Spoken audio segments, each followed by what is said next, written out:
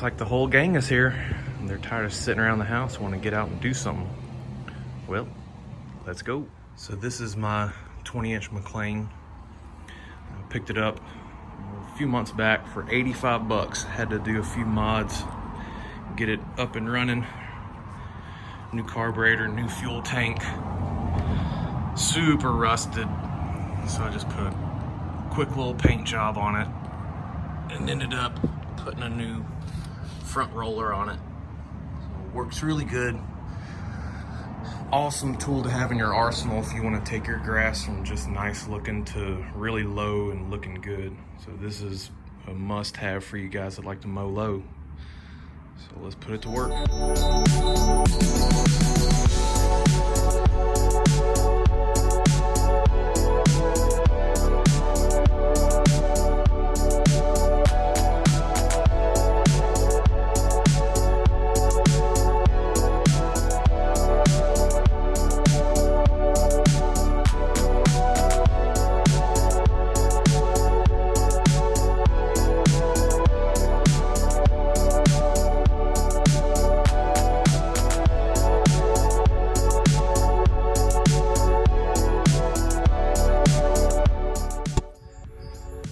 Got the mowing and edging and blowing knocked out.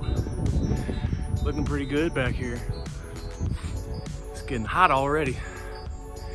Texas heat with some humidity added into it, boy. It's pretty brutal. Well, I hope y'all can see it, but by the way the sun is, it might be hard to see, but nice clean cut, really short.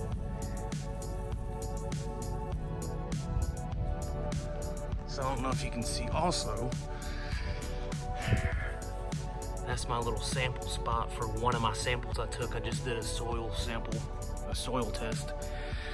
Sent that in, so I should be getting it in about 5 days.